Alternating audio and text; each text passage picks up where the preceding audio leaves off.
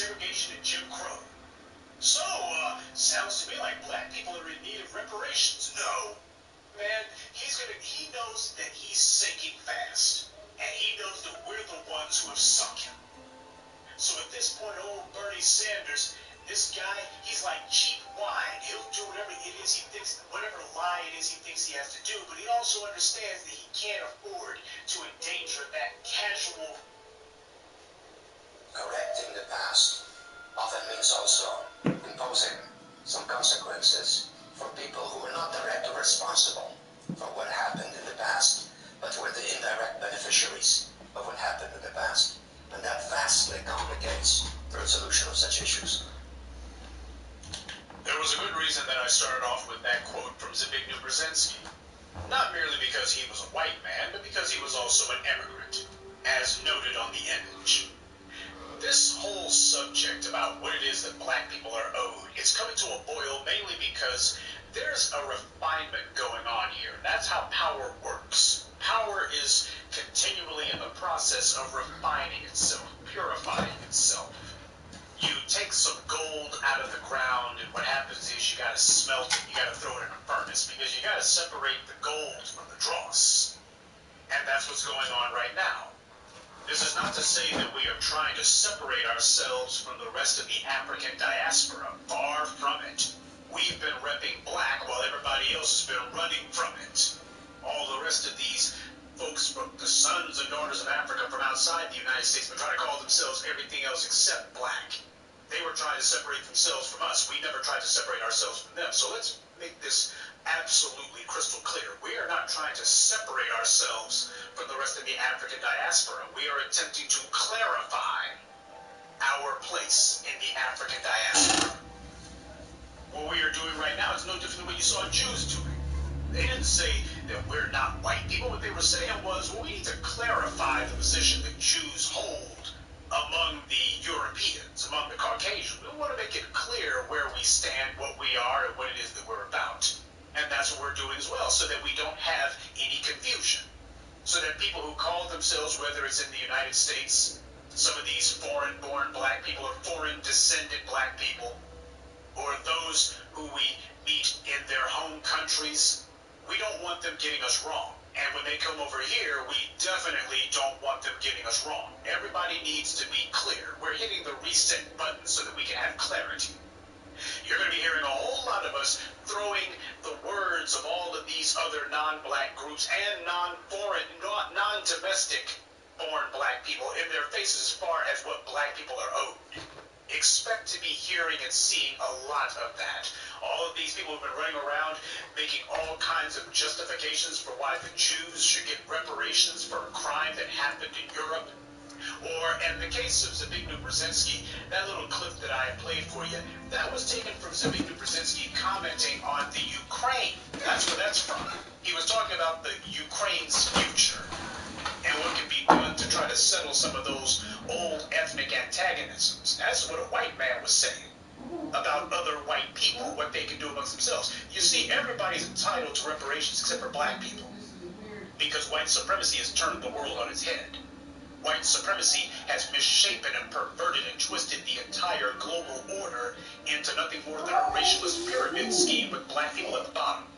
And what started off at first was for the European to steal everything that wasn't bolted down or on fire. And starting about 130 years ago, the European decided to switch to phase 2 of the white supremacist project, which was to freeze the world the way that it is, to ensure that the European never loses the position with which he emerged from imperialism. And this has had it's had a number of different iterations throughout the last 120 to 130 years. Starting off with the Vienna Conference, then going into the ill-fated League of Nations, then coming out of the Second World War, you had Bretton Woods, the European Union, and the Project for a New American Century and such. These are all just different names for the exact same agenda, which is to make sure that white people don't lose their position. Because all that stuff that these folks were doing, they were not concerned about the rest of the world. They were only concerned about white folks and how to make sure that white people stayed on code. And part of being on code means you ain't sitting here shooting at each other. having knockdown dragouts about which one of y'all is going to be ruling over everyone else. That's not the kind of thing that's productive. So the European, because of the fact that he's never been able to get along with anyone, not even himself, of course it was going to boil over. Of course these guys were going to have a go at each other. That's what they were doing before they were able to break through the Moorish blockade and get down into Africa in the late 15th century. These guys have spent the better part of 1,000 years since the Romans left, just basically having a go at each other. Now, for those of us whose ancestors were caught up in the slavery experience, what does this have to do with us? We were wronged. We are the most wronged and righteously aggrieved people on the planet. And there are a lot of people who have been eating off of our deprivation, eating off of our poverty, who've been having a damn good time filling their bellies at our expense. And what they figured was that the day would never come that a critical mass of black people would ever put their heads together, put their differences aside, and decide that they were going to pursue a black first agenda. But we need to be very clear. When we say black first, we're not at the point yet where we have the resources or where we have the political wherewithal to be able to impose black empowerment outside of our sphere. And make no mistake, you go to Jamaica, you ain't going to be... Take a look at Jamaica. Ain't a damn thing black empowerment happening down there. Haiti, need I say more? And you can sit there and say that Brazil has more black people than any place outside of Africa, but you go down to Brazil, these guys are dysfunctional as well. And there's a lot of black folks in South America. There's a lot of black people who got caught up in the slavery experience, but very few of them reacted the way that we did. Black empowerment is not something that's going to come naturally to the rest of the diaspora. We are going to wind up having to impose it on them. And as I keep pointing out, this is not new. Shaka Zulu had to do the exact same thing. Time ran out for him. Let us pray that it does not run out for us. But the European's been watching us. He's seeing that the threat that he failed to deal with 160 years ago, now this threat has grown and is beginning to coalesce and is beginning to magnify itself. And he's got a big problem on his hands. We are a political problem. And he's decided that he was going to pursue a strategy of drowning us out of existence. They at first bring in a whole bunch of his kith and kin from Europe. Didn't have enough of them to bring in, so he started bringing in folks from Southern Europe, people who were not considered to be white at all. But go ahead and give them the political designation white so that they'll be on the team. They won't be accepted, but the point is they'll toe the line, and that's really all that matters. And Hispanics were among that group. And then when that wasn't enough, we'll bring in a bunch of foreign-born Asians, and we're just going to drown these slave descendants in a whole bunch of foreigners, and the whole point is going to be this is a mass political operation geared toward trying to give us political cover to say, well, what you slavery descendants, what you guys have to say, that doesn't really mean much, because we've got all these other groups here, and they don't have the same gripes as you guys. So, nobody's concerns are really more important than anyone else's. Your concerns are certainly no better, and certainly no more important than anyone else's. And this is deliberate, because these other groups, they're still a tiny minority of the population. We, on the other hand, represent 1 out of 7 people in the country. So trying to drown us is a political operation meant to solve the political threat that we pose. We put the lie to all of it. In prior civilizations, whenever you had a slave population, when the slave population's usefulness had been expended, they were exterminated. This happened without fail in every civilization in the world. Well, at least in Europe and Asia anyway. Africa, you might have a couple of hoots and hollers, but no wholesale attempt to wipe out an entire group, because slavery wasn't really the same in Africa. To the extent that it existed, the Africans did not use any sort of indentured servitude the way the Europeans and the Asians did. So let's not get it twisted.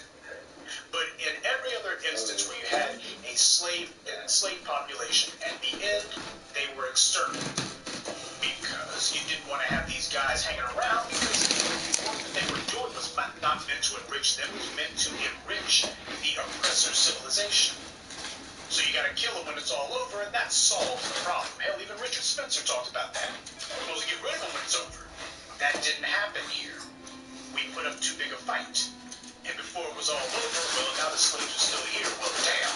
And there's too many people watching now. And these slaves have come to quite a bit to influence what people think of as this country. Man, we can't kill them without basically contradicting everything we claim to stand for. White supremacy is an idea, and the lies that white supremacy uses to try to justify itself and try to pretend like it's not the evil that it clearly is, that's also an idea. So they're stuck on the horns of a dilemma. This is what Thomas Jefferson meant when he said, "We have a tiger by the ears, and we can neither safely hold him nor let him go."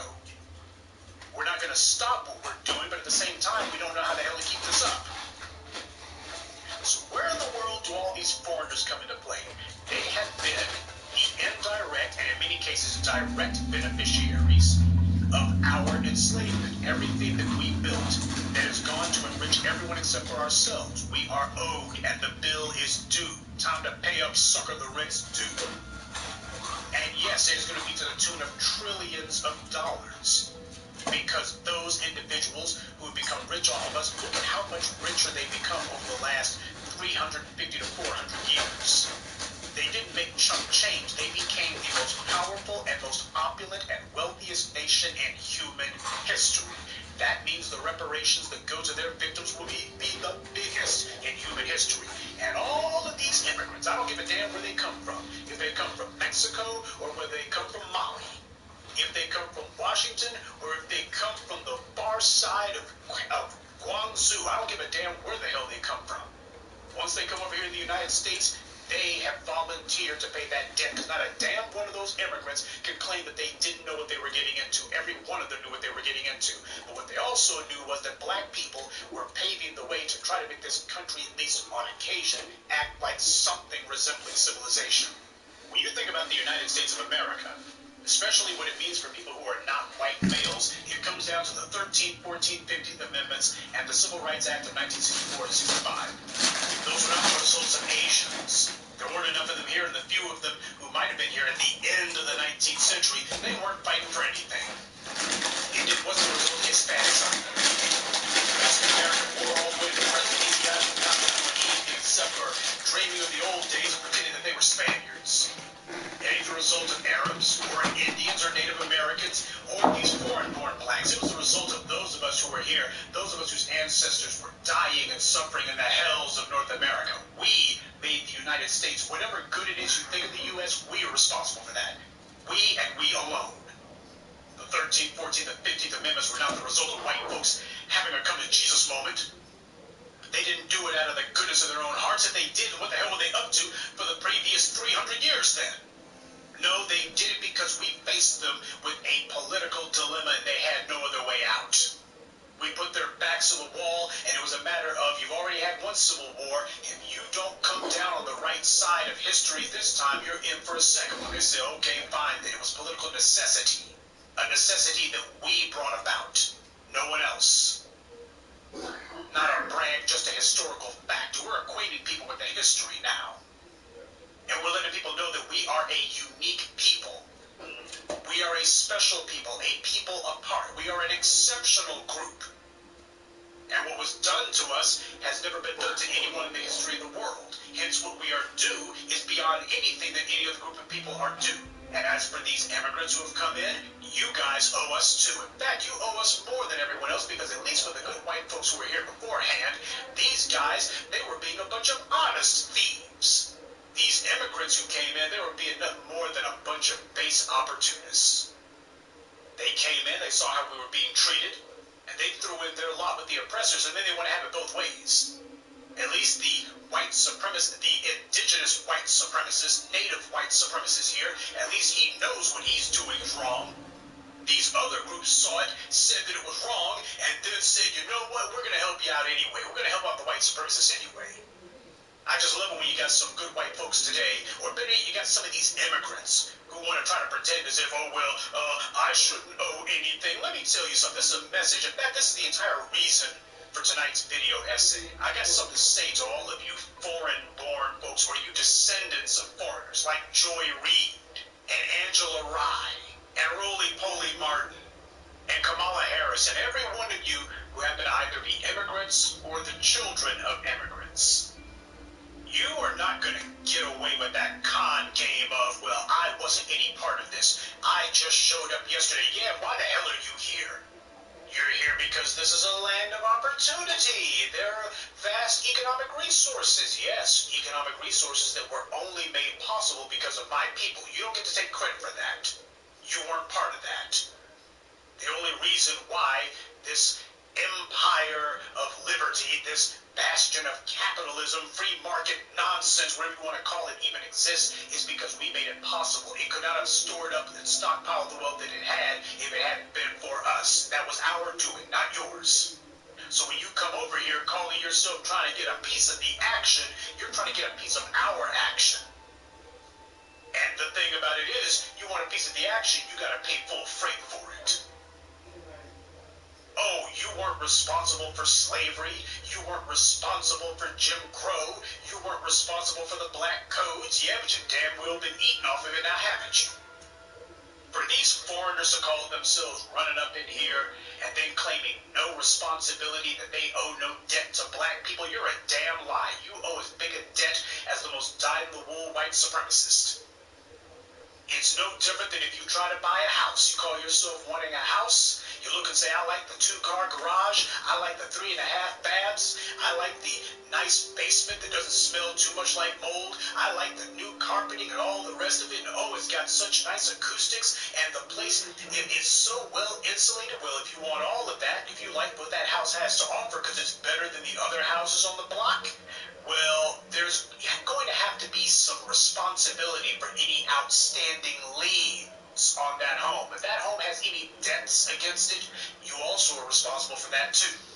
So if you call yourself liking all the nice amenities that the house has, you like the fact that it's got 2 stories, you like the circular driveway, you like the fact that it's a smart home, and it's got an internal intercom system. You like all that great stuff, then you got to go along with the debts that go with the house too, if there are any. And guess what? When it comes to those of us who are the descendants of slaves, you're looking at the lien holders. The United States has the biggest liens on its house of any on the block. So as soon as you decide that you want to move into this house, well, you got to take care of those liens too. I, as a black man, cannot think that I can go to Germany and that I can opt out of whatever historical debts that Germany owes to the Jews or anyone else, and it owes dues to black people. And yet the Germans, they talk about reparations to black people. Gee, I wonder why. But as a black man, I cannot think that I can go to Germany or France and that I am not going to have my taxes go to pay Germany and France's historical debts to the Jews. I can't say, well, I wasn't part of that. I just got it. I'm just here to work and do my... Why should I be paying anything? They'll tell you quick, well, these are the historical debts that this country owes because of things that it did, or in the case of France, things that it failed to do. And the same thing goes for the United States. You don't get out of the U.S.'s debts. The second that you come over here, you're volunteering to be part of those debts, the same way you called yourself volunteering yourself to get some of these goodies too. So any of you immigrants and any of you foreigners in the sound of my voice, just understand, you have now volunteered to be part of that group that has to pay for America's debts to black people, specifically those of us who are descended from slaves. You have now volunteered to be part of that group that has to pay up. Now, if you decide that you don't want to do that, then it's very simple. The same way that you look at a house and find out that it's got outstanding liens, you go, well, heck, I'm not going to pay somebody else's debts. You go find another house. You better stay away from this one because this house has all sorts of pre-existing obligations and debts that go along with it. And if you decide that you want this house, then you got to pay the debts and you don't get out of it. You don't get to hide behind, well, I didn't rack it up. You're right, you didn't rack it up. You volunteered to pay it. Simple as that. It's time that we start making these people act like adults and not children, acting like Billy. But Billy, it wasn't me. Nobody wants to hear that crap. Everything that the United States has done wrong, the greatest crime in human history, and here you are acting as accomplices after the fact. You're damn right you owe us. Nobody's playing games with you. I don't give a dang if you come from Japan or Jamaica. As soon as you set foot on American soil, you are now volunteering to pay those debts. At the end of the day, you knew when you came over here, as soon as you set your foot on this soil, you're sitting here going, well, I want a piece of all of this wealth and opulence that's going on here. Well, then you got to pay respect to the people who made it possible. If you don't like that, then you need to go to a place where they don't require that, because in this place, the sons and daughters of America's first victims, the only victims of this country, the slaves, we do require it. That's mandatory. You don't get out of that. Oh, well, well, that happened so long ago. No, it didn't.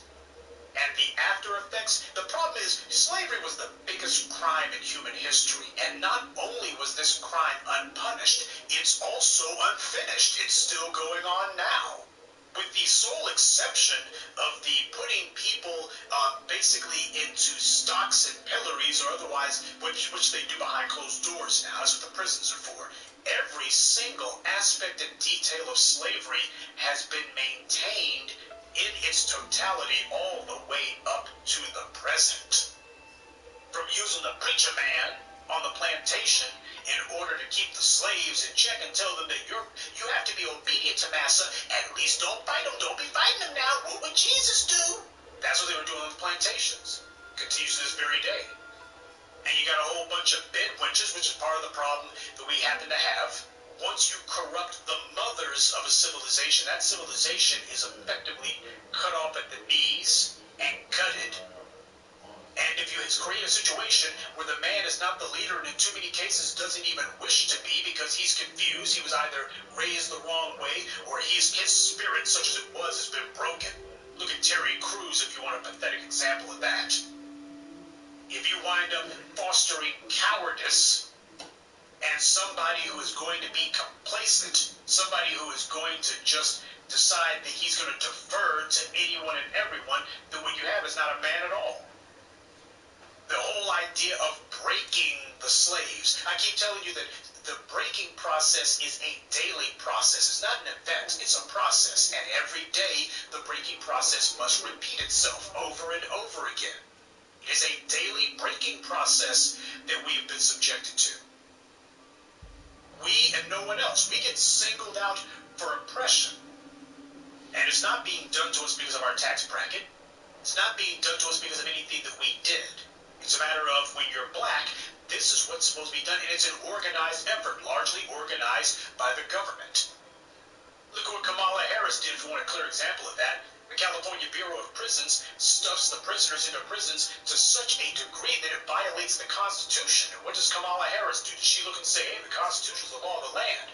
That's the end of it. Nope. What she says instead is, well, we know the prisons are overcrowded, but we're not letting anyone out, even if they're non-violent offenders. We're not letting anyone go.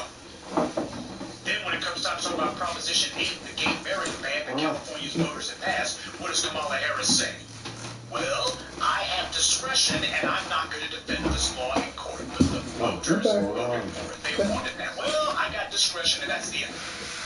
Well, what about the Bureau of Prisons overcrowding the prisons to the point that it violates the Constitution? Well, I have to defend that. I mean, I can't choose who my clients are. I disagree with what they do, but I'm bound. I have to defend it. See, she wants to pick and choose. Because that's how the system works. There are people who the laws are going to be applied to. You played that one before? There are people who the law will never be applied to. White people as it applies to them. The meth epidemic is bigger than the crack epidemic or the heroin epidemic of the 70s and 80s ever were. And yet, for some damn reason, the entire social discourse about meth, and only meth, it's a politically protected drug. It's a politically protected narcotic. The entire discourse is about prevention. It's about drug treatment. It's a public health issue. And you see both Democrats and Republicans saying that. Nobody's saying we need to build more prisons. Nobody's saying we need 3 strikes laws. Nobody's saying we need Rockefeller laws for meth. Nobody's saying we need mandatory sentencing guidelines and zero tolerance. Nobody's saying we need a war on meth. Instead, what they're saying is, well, the drug war is wrong. It's a failure. No, what it means is we gotta stop that kind of talk. As far as meth goes, people understand when you say meth, you're talking about a drug that's protected. You're talking about a narcotic that has protection under law. These people are immune because it's dealing with white people. That's what it's really about. It ain't the drug that's being protected from law. It's not the drug that has it. I'm actually going to read some of this. I don't usually read the papers that Immunity from prosecution. It's the people who use it. White people. That's what it really comes down to.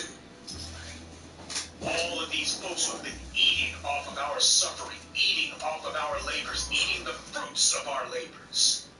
You're saying they created this bullshit. Here, either from Europe, Asia, militia, after And we're looking at like crazy, like, okay, then tell us when did your family get there? Individuals who made all of this possible.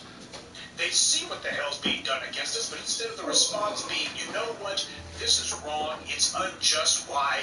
How many of these foreigners say, I came from a place where injustice was the rule of the land, and here they are over here in a place where the injustice is far worse, far more striped, far more blatant, and yet their response is, you Negroes, you guys, you just don't work. They know that it's a lie. They know that black people, nobody works harder than poor. That being the case, nobody works harder than black people. But what these guys also understand is there's a racialist agenda, and that the only hope that those who are not already part of the in crowd have to get something resembling less odious treatment from the white majority is that they gotta dump on black people. That's the rule. It's been the rule for the longest time. When the Irish showed up, they had the signs up saying no dogs or Irish allowed. This place does not serve Irish. They were not hiring Irish. They were hazing the Irish. Make them a little hungry. Give them a couple of smacks upside the head. Let them know that this is the kind of treatment you can expect. Unless you show that you're dedicated to team white supremacy. Come on, you know the rules. There's a racial pecking order here. You'll never be at the top of it. That's not for you. But unless you want to enjoy being at the bottom with the rest of the former slaves, you better show your allegiance to team white supremacy. What happened during the draft riots? Yeah. A lot of these Irish immigrants and Irish and people who have been Irish migrants who were being told you're going to be pressed into service in the war. Now, did the Irish decide that they were going to go after the ruling Protestant class in the U.S.? No, they didn't. What did they do? They went after black people in Boston, Baltimore, in Philadelphia. That's who the Irish went after. They decide they show the same kind of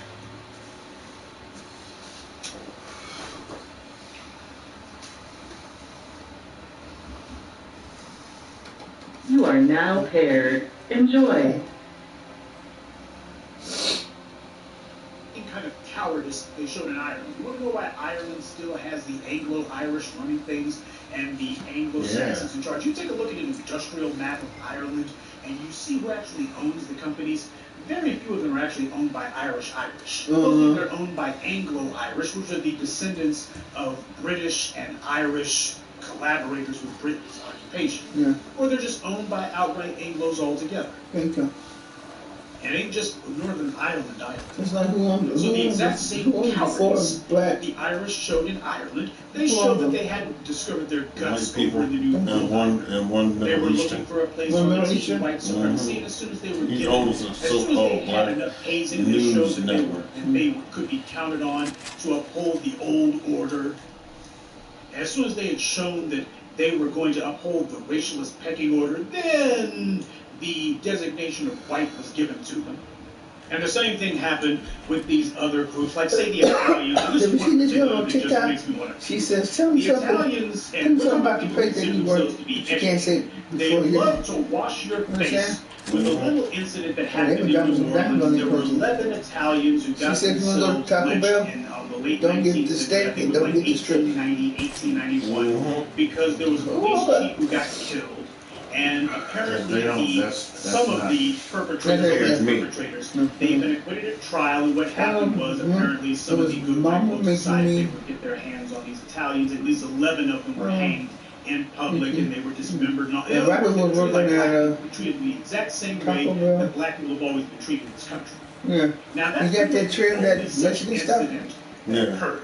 Robert was But working if you at hear the Italian Americans tell the story why, they talk about it as if more Italians were killed by lynching than black people were, the way they tell it. They love to wash their face with it every 5 seconds, trying to figure out some way to say, oh, see, we were treated as bad as black people. And yet, look at our position. You see, you niggers, you niggas, you moolies, you moolianis, you don't do no work. That's what the Italians did. So you see how that whole pattern repeated itself over and over again. And Hispanic, same thing. Going back to like the 1930s and 40s, you had the so-called braceros. These were Mexicans who were supposed to be doing work in the United States, day laborers and such. Apparently somebody missed their paychecks and sent them back home without pay, and I guess they've been nursing a grudge ever since. But you see the point that I'm trying to get across here. These other migrant groups, they have just basically very Same small, mentality. petty No. incidents. In Not even situations, just it's like, look small so you guys didn't have misunderstandings. genocide against you. And yet, as far as they're concerned, So you guys didn't somehow have that puts you in the situations same to category where as us. We gotta make it clear. you guys No, we're had not in the same another category as us. culture Stop being make bashful you about saying change your name. fuck. No. the reason that they keep Had trying you is because fuck they your don't see mother the with a resistance paper when they bag try. over your Part of the face same reason because you're why it is that incompetent our and they music sold culture is your raped. half brother, half sisters. We're not protecting it. as We're not cheaper by sticking the up for it. So dozen. So everybody you looks never good had with that that. happen to you. You guys Well, can't you had your bother own- you to had your own protect what's race to yours. protect. Well, then I That's guess that different. makes it ours, because apparently you can't be bothered to protect it. Between you and me, No, were you finding we are an exceptional people. What happened to us was different than what happened to any other group of people in the entire history of the world, including the Jews. You do not get to claim that what happened. So 11 Italians had a misunderstanding with their European neighbors. Ain't the same what happened to black That's people. not the same thing as what happened to us. Nope. Because you got one incident, which was not even the result of a misunderstanding. The police chief actually got killed in New Orleans. A death actually happened. In the detail, nothing happened at all. That bitch is still alive. Jonesboro boys, nothing happened at all. The Central Park Five, nothing happened at all. Oh, but they all went to jail and got killed. Okay. That did happen. So no, you don't get to claim that garbage. Every single one of these migrants coming in here, you guys, as soon as you set foot on American offered to soil, pay the debt. that's Thank it. you. The meter starts running. Here's your receipt. Here's what you owe. but I didn't do nothing. I had nothing to do with slavery. You came to benefit from all this documents, didn't you? Mm-hmm. Until black people are made whole, until this country is forced to divest itself of the ill-gotten gain that it has reaped off of our black backs, until black people are restored to the condition that we should have been in to the very beginning, which is having the resources that we need to ensure our prosperity and posterity, then yeah, the meter keeps running. All these clowns, all this freaking confusion. You got these folks who have made common cause with white supremacy, and they're trying to tell us to sit on our hands while they eat the food that we cooked, that we prepared, was supposed to be in our bellies, and here they are just scarfing up what the world is supposed to be in our bellies. Don't dream about it.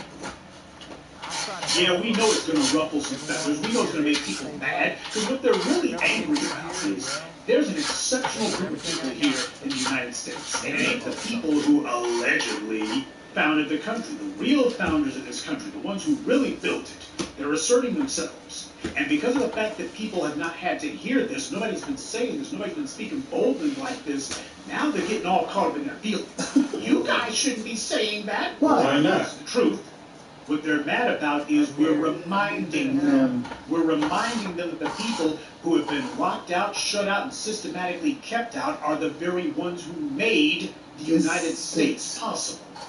Thank you. Everything from its prosperity to its culture, that's what we put in place. All this other garbage, all this imitation European crap that you see going, that's what the United States would be if it wasn't for black people. Culturally, the United States would be imitation Europe, and a poor imitation at that. Whatever you think of as being actual Americana, it's actually actual descendants of slave culture. That's what it is. It's what we made, what we built, what we made possible. That's a fact. All these other groups who have brought their so-called culture here, what the world did they bring? It didn't catch on, not the way that ours did. It did not become part of the fabric of the They nation. turn around. It simply They're became taking something that don't belong to them. the reason why a lot of They're that stuff was trying to eminently redress what was already there. Yeah. Like, this is what it looks like. No, that's where it originated from. Actually represents the culture of the country. Everybody else will be eternally foreign. Because the truth of the matter is, even the stuff that's supposed to be coming from Europe, classical music, that stuff still ain't thought of as American. The only classical music in the United States is jazz. That's America's classical music. It was the music that represented the heart and the rhythm of the city. Not a bunch of well-to-do genteel idiots out at their lake houses or in their loft somewhere. You need a music that everyone can look at and say, yeah, this is the music of the nation. This is the heartbeat of the society. You don't get that from some hoity-toity clowns trying to play Shostakovich's greatest hits. It don't work like that. Small niches like that may make the 1% feel as if they're so much better than everyone else, but the very fact that you're trying to be better than everyone else means you're not like the rest of society, which means that what you're doing is not part of the social fabric. Thank you. And they're mad about that. They're mad about it because at the end of the day, Can someone that doesn't even look like you understand? Can you make someone that doesn't look like you understand your pain? But they need us to either be silent about the fraud or to agree with it. And what's happening is we're contesting the fraud. We're arguing with the fraud. We're disproving the fraud. As Dr. John Henry Clark said, when black people, those of us who are descended from slaves, when we start winning again, a whole lot of these folks who have previously been calling themselves, I ain't black, I ain't this, that, and the third, all of a sudden they're going to want to be black. Yeah, when our team starts winning again, all of a sudden, that's what we're saying. There were people who just a few weeks from now, they would never have been tolerating talking about reparations stuff, as a joke. But now that they're seeing that we can have an impact on presidential candidates, and they see the presidential candidates almost overnight are talking about reparations, or at least they're saying the words. We got the bastards saying the words now. And now they're looking and going, oh my God, it's possible. Well, where's my check? Wait a minute. That's another thing that needs to be addressed. It's not merely a matter of whether or not you can trace your lineage to slavery, just to make sure that we don't have anybody who's coming from outside the United States trying to make claims to something that ain't for them. It's also a matter of, I think that we ought to be checking people's online presence.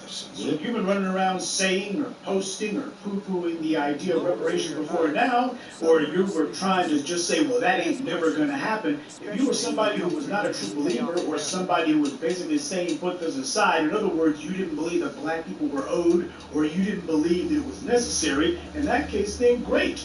Your share goes to somebody else, and that's what it's supposed to be. People need to be made to pay a price for their actions. Actions should carry consequences. Yeah, you're going to have a whole lot of folks who previously been denying being black, denying being descended from slaves, or saying that that doesn't matter, or get over it. As soon as they find that it's time for the slaves to actually be compensated for their suffering, and all of a sudden, oh, that's going to be the only thing that matters. And how many of these folks out here, these immigrants, are going to be claiming that their great-great-grandfather was an octoroon? Or their great-great-great-great-grandmother was on a plantation in Florida somewhere. All of a sudden, you're going to have a lot of these folks, especially these white folks, who are going to be claiming that, well, I have a black ancestor in my family tree, and it's going to be a con, just like the $5 Indian thing, just like Elizabeth Warren. It's going to be a con game. They're going to be looking, trying to figure out how the world do they get what's meant for us. They ain't been saying nothing up until now because it ain't true. As far as they're concerned, hey, they're white, they got their position, that's the end of it. But all of a sudden, they're going to be telling tall tales and inventing all sorts of fairy tales about black ancestors so they can get something out of it. And we got to make sure that we call foul on the play. No, this is not about trying to separate ourselves from the rest of the sons and daughters of Africa, but we need to get it straight where we stand. We need to get it straight what place we occupy in the diaspora so that people get us right. Because a lot of the behavior that we've been seeing inflicted against us, it's been foul and wrong. Let's be honest here and just call it what it is. You take a look at Africa, what you find are one of two things. You find hideous dysfunction, not entirely all their fault, but it's still there nonetheless. Yeah, and you got a bunch of folks who, if you watch them on the news or if you watch them on videos, they try to act like us. They try to imitate a black American slave, post-slavery dialect. They try to speak in the patois of those of us that descended from slaves. They try to do everything they can to copy us. We run around in sports jersey, and they want to do it too. So you got some guy in freaking Eritrea, or in Cameroon, or in Chad, or God knows where else, Namibia, South Africa. They're running around with a number 23 jersey. And you see them in front of the camera, and it's yo, yo, yo, and all the rest of this. You ain't never even been to New York. What the hell are you doing trying to imitate some black people from Brooklyn? What the hell do you sound like? You sound crazy. Stupid. But this is what's going on, because at the end of the day, we are the ones who define what is seen as black in the eyes of the world. And quiet as it's kept, we've actually, especially under the horrifying conditions that we've been subjected to, we have represented these sons and daughters of Africa exceptionally well. And got a little respect. And oftentimes, most times, in fact, as individuals, we have represented the global African diaspora very well and gotten very little gratitude in return. I can see it differently. If those of us here in the United States who came out of slavery, if we were trashing the rest of the African diaspora, if we were trying to find ways to run the rest of the African family into the ground, I can see that differently. But we haven't. In fact, we've been one of the few who have been flying the flag high and proud against unbelievable odds. We have been the ones who have been forging and attempting to establish an identity of Pan-Africanism that crosses all lines. We've been the ones looking at all of these foreign-born black people and their descendants, looking at them as one of us.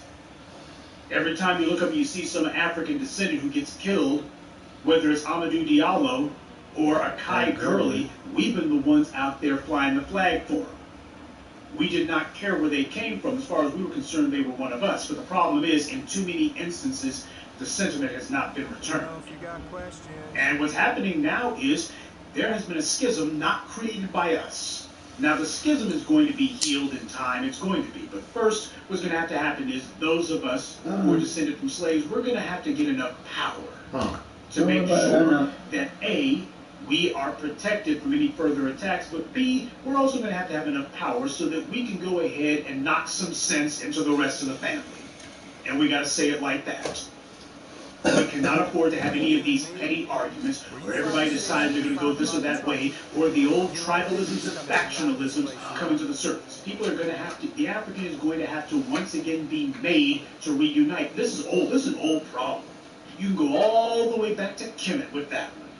You want to know why Dr. John Henrik Clarke called the Nubian dynasties Kemet's last walk in the sun? It was because for the first time in 10,000 plus years, the two great houses of the Nile, Kush and Kemet, had finally been reunited under one roof. Now, it wasn't the longest dynasty, but it was by far the greatest because it was a restoration of a righteousness that had been missing for the longest time. Reuniting the African family under one banner. It's an idea whose time has come, and it's one that we have struggled with more than any other. And that's how we open the door to let the Europeans and the Arabs and all the rest of the dregs of the world in. That's what happened. Because of the fact that we were too busy trying to fly the flag for whatever our particular street was, and didn't understand that the game was bigger than that. You go taking that message to Africa, you will not find a very receptive audience. Let's just call it like it is. The idea of African unity, there's going to have to be a working model for that instituted first, before you can have everybody else rally to it. And who better than us? But if we have anybody who decides that they're going to argue with that, they got something to say about that, they got a problem with that, and they have declared themselves the enemies of black empowerment. And when you look at what it is that those of us descended from slaves have done for the entire global African family, everything that we've done, we accrue that to the collective esteem and honor and reputation of us all. On the other hand, these foreign-born black people, in too many cases, not all, but the vast majority, as far as they're concerned, they're repping the flag for Ethiopia. That Ilhan Omar woman, she ain't flying the flag for anybody else except the Somalians, and as you can see, she's flying the flag rather poorly. She doesn't have the kind of support base that she needs. I guess she figures that the rest of us are going to come flying to her aid because she's criticizing Israel. Well, you got to balance the taking with the giving. I got to see how much she and the rest of the Somalians in Minnesota have been repping Team Black Empowerment. How much have they been doing in regards to those of us who laid the stones that they're walking on? What's their attitude been? Have they been on the team, or have they been a team of one? See, we got to make it where there are consequences to not being on code. We got to make it where there's a price to be paid for not doing things right. You don't get to get your butt in a cracker because white supremacy has its foot 12 inches up your behind all of a sudden. But family, nah, you only get to call on family when you've been acting like family. And that's what we're going to teach a lot of these other groups. We're hitting the reset button. Dr. John Henry Clark told you about that. And I've been quoting him heavily because the Grandmaster Teacher was ahead of his time on so many things. Prescient times 10. He said that you cannot have an alliance unless you have the power to punish the partners should they break the alliance. And that's the reason why those of us whose ancestors came out of slavery experience, that's the reason why we got to get some power for ourselves. We cannot think, we cannot have a mature, intelligent conversation about building alliances with other members of the African diaspora until we first got some power that we can bring to the table. And part of that power is to make sure that people understand that when you enter into an agreement with us, you have any dealings with us, it's going to be honorable, it's going to be above board, ain't going to be no backstabbing, ain't going to be no backbiting, ain't going to be no dirtbag behavior. Because we have the power to punish you if you do it. And that's the reason why they're going to be left out in the cold. They have to be left out in the cold. We're going to let white supremacy have its way with them. And the reason why is this is called hitting the reset button. If we make it where even under these circumstances we decide that everything is everything and we're going to go back to what it was before, then it teaches them nothing. What it teaches them is, oh, well, all we got to do is to play these dumb descendants of slaves is, let's just say white supremacy is all over me. Help, help, my African brothers, I need help. All the things that drum and they'll come running because they don't have any better sense. They're like Pavlovian dogs. They don't understand the nature of the game. No, show them no. Nobody's coming running this time. You're on your own. We will note what is being done to you. We will note how white supremacy is managing you. We will note it and say, see, it's on the march. But as far as volunteer aid, nah, in fact, we're enforcing the rules of one another. How many police shootings have there been? Plenty of them. They haven't stopped. But then the question becomes, how many of them have we been speaking out on? Well, ain't been too many people feeling like they want to call it white supremacy or call it racist. So you notice how we're now remarking on it? No, we're not keeping a daily tally of the latest police shooting of an unarmed black person, because there have to be rules. Either we're getting on code or we're not. And if you're not on code, you will not be treated as if you're on code. We don't make any exceptions. People need to be taught what the rules are. We have to make the rules clear and obvious. And this is part of that process. We are an exceptional people, and we're going to start acting like it, no matter who doesn't like it. For example, we just use this as a case study. Take the Nigerians just in particular. Love the Nigerian family. There are many of them who have their heads on straight. There are many of them who have been a big help to us in the black empowerment sphere. There have been many of them who have been very much helpful to us. They've done good work, and they're going to continue to do good work. But unfortunately, there's also a number who apparently seem to think that they're on a different team altogether. What is to be done about something like this? When we have this kind of dichotomy going on, how is this to be handled? We got some fundamental house cleaning that needs to be done. We also got to make sure that we get the rules engraved in stone and better yet etched in steel, so that everybody understands. Because the last thing that we need is for what we're building here to be torn apart by its own internal contradictions. Good point. We need for everybody to understand that there is going to be a new order under the sun. That order is merely the restoration of the old, and we're not playing games about it. No one's going to be able to take us seriously either within or without unless we got power. Those of us who are on this code, it's etched into our DNA. It happens to be in our bones, it's in our blood, it's in our molecules. All the stuff Because we've been enduring this for so long. And there are a lot of people, some of them who look just like us, who are scared of seeing us rise. Because the problem that a lot of them have is they didn't want to point out they don't want to be black at all. They're trying to escape blackness. And they'll try to hide their cowardice and their self-hate behind all sorts of kumbaya, oh, we're colorblind, etc. Well, if you're so colorblind, why does it bother you when you see black people trying to fight for our rights? Why does it bother you, the idea that you might have black people in charge? Why does that not sit well with you? A large part of the reason why it doesn't sit well with them is they've been completely bamboozled into the idea that black rule means black misrule. I can show you plenty of incidents where black people have been in charge and run things right. But the problem happens to be, at the end of the day, we are a people under siege. A few islands of black competence in a sea of white hostility and malignance. It's going to be a Herculean effort, beyond Herculean. It's going to be a colossal effort for us to be able to make sure that we have our integrity intact so that we are in charge, remain in charge, and are able to sustain ourselves.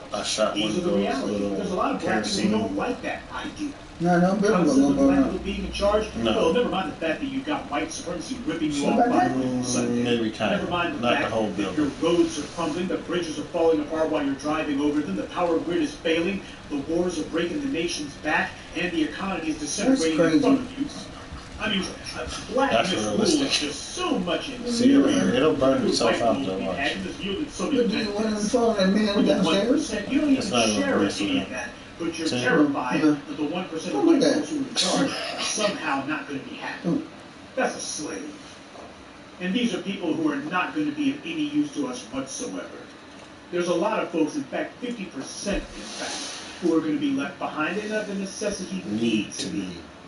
Not everyone's going to make it to the promised land. In fact, there's a lot of them who we don't want to make it to the promised land. The entire point of the 40-year wilderness running around in circles was to let that old generation die off. Because these clowns would have brought the same old backward mentality with them to the promised land, and before it's all over, they would have been marching right back to Egypt. Can we get our old jobs back in the slave quarters? Nah, forget that. We need a clean break of the past. We need to be unapologetic about it. We need to be strident about it. We need to teach people how it is that we are to be regarded, and we need to make sure that we stand up for that. That's going to mean that a lot of these folks who've been playing this okey doke on us and trying to pretend, playing the game of we're all minorities. No, you're a minority. I'm a descendant of slaves. I'm black. Well, we're all people of color. My color is black. I ain't no people. I ain't no person of color. I'm black. You be a person of color. You go ahead and be lumped together as a polyglot. I'm black. Well, we're all disadvantaged. No, we're disadvantaged. You're just occasionally inconvenienced. Don't compare yourself to me. We are an exceptional people. Those of us descended from slaves, we're exceptional. We're different. This is not about saying that we're better than anyone else, but I'll be damned if we continue to lie that somehow we are lesser than. Because that's what the white media tries to do. And they're flunkies. And not all their flunkies are white. White supremacy is always trying to teach that black people are inferior. That's probably the reason why they like to put out so many stats saying black people are at the bottom of this, black people are at the bottom of that. It's to reinforce a narrative. Black people are at the bottom because they're supposed to be. Their condition cannot be changed. Once we start putting out there and aggressively our condition is artificial. And it has been made to be this way, and we are targeted to make sure we're deprived of resources, that we are continually being attacked, kept under siege, harassed, never given a moment's respite. Whenever we try to build something, the forces of white supremacy and their non-white flunkies are immediately sent in to disrupt what we're doing and try to take it over, or to otherwise try to spoil it. Once that becomes firmly established, once we make it clear that we're going to do what it takes to stop this because we see it clearly, don't expect all of these minorities and all of these people of color, don't expect them to be saying, hey, it's a good thing that these black people are on the rise. They're going to be the main ones saying they don't like it. They're going to be the main ones saying that they can't tolerate this, and there's something wrong with it. These talking heads that you see, the children of immigrants, like Joy Reid and Angela Rye, when they see us getting to our feet, when they see us taking power in our hands, when they see us having the ability to call hands, look what they've done just in the last couple of weeks alone. You guys need to stop saying all of this stuff about slavery. Because what they're really saying is we've been the Negroes who white supremacy's put over you, and we don't like you. Keep our position is directly tied to whether or not we can lead you slaves around by the nose. And you guys are making it clear that you won't follow us, and white supremacy won't need us. We can't have you doing that. You're going to mess it up for us. That's what they're saying. White supremacy's hand-picked bootlicks, white supremacy's overseers that they've installed in our community. These guys are scared that we are going to bust their hustle. We're going to put a jinx on their hustle. Well, they're wrong. We ain't going to put a jinx on the hustle. We're going to destroy their hustle. We're going to annihilate their hustle. We are going to utterly obliterate it. We will leave nothing of it, not even the memory of it. And since their entire existence is completely tied to that, well, there won't be anything to sustain them either.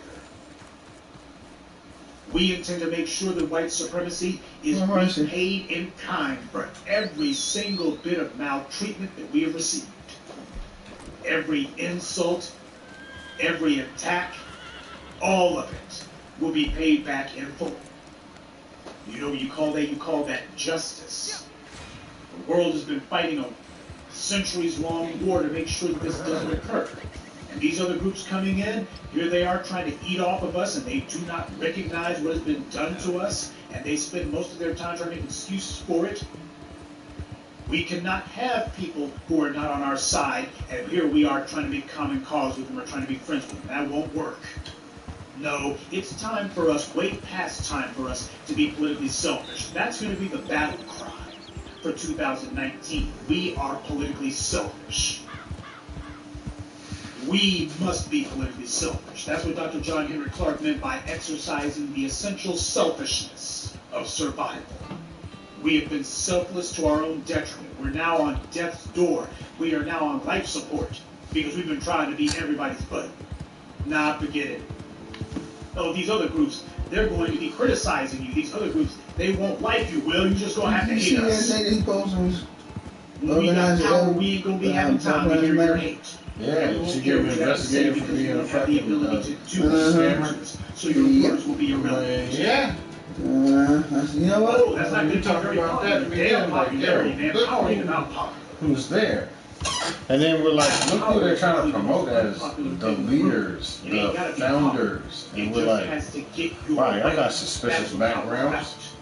They don't say anything positive about a black family. No, where's a man and a woman, or even whatever the dynamic is, but promoting a family that actually makes generations after you're gone. And I'm like, y'all don't talk about that. We organize our numbers, focus our will, start choosing targets for political undermining and attack, and then we start getting our way. All of a sudden, white supremacists are going to be like, okay, well, to hell with this little strategy of trying to propping up these non-black foreigners. That ain't. Yep, they'll start kicking them to the curb. They're not doing their job anyway. All of a sudden, because if they see that we don't listen to any of their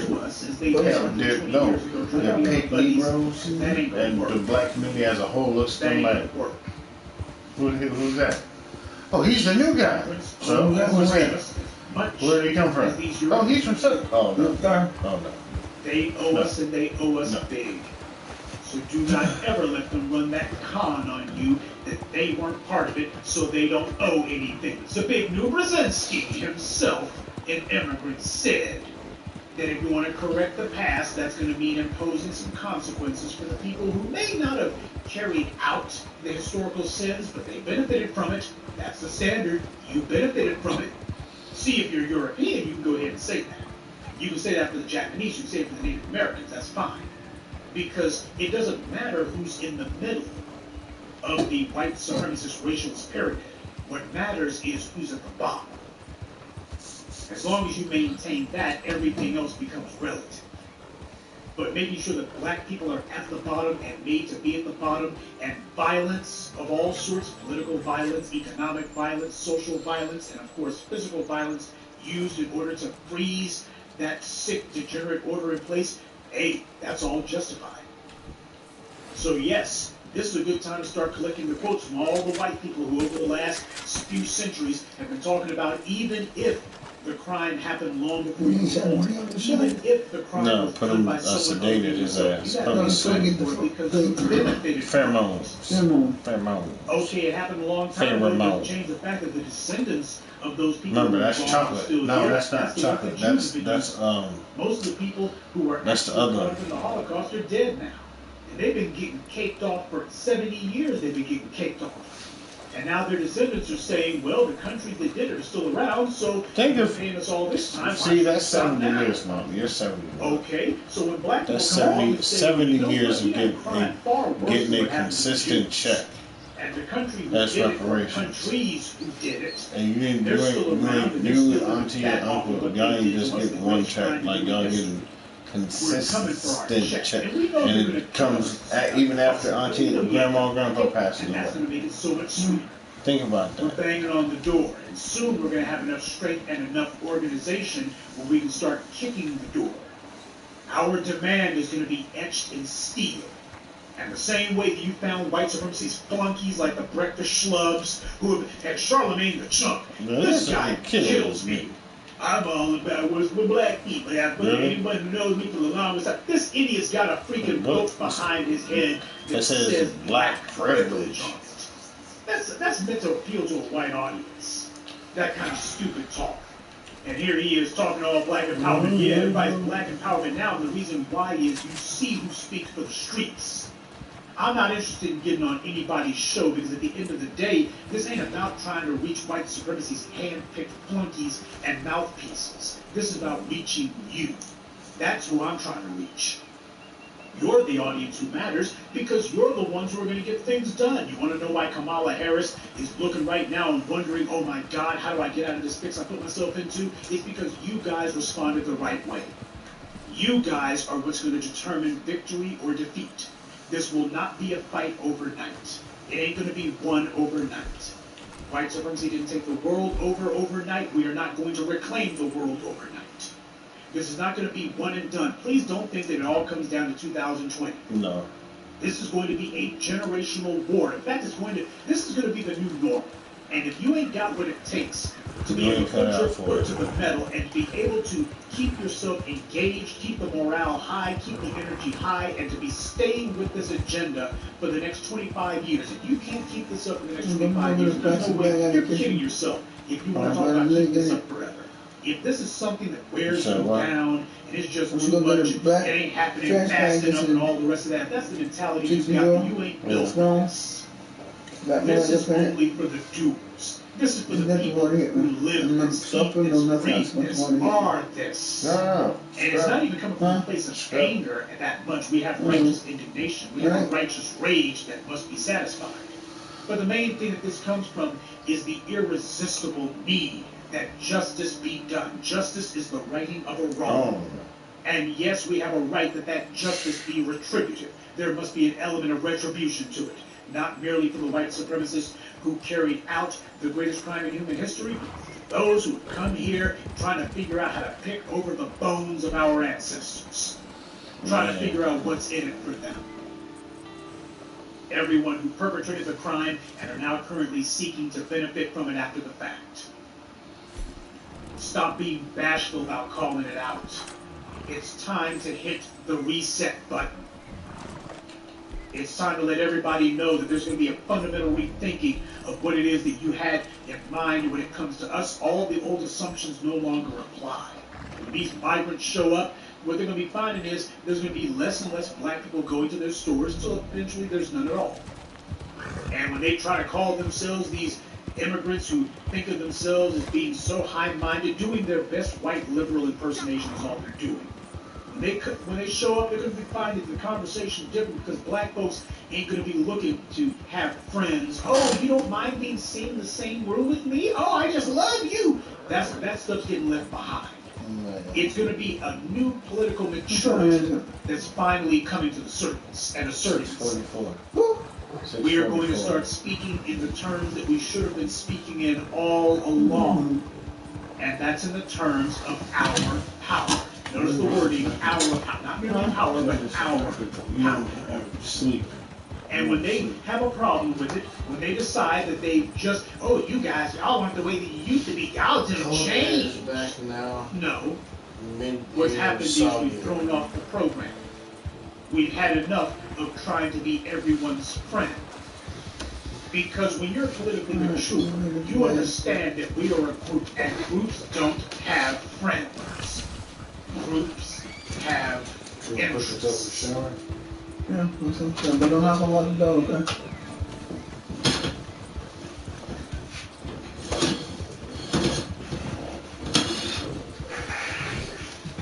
Well, thank you very much for coming and flattering.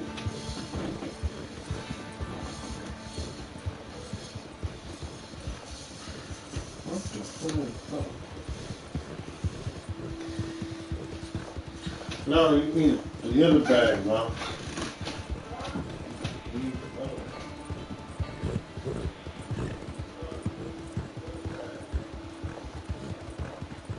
Correcting the past often means also imposing some consequences for people who are not directly responsible for what happened in the past, but were the indirect beneficiaries of what happened in the past.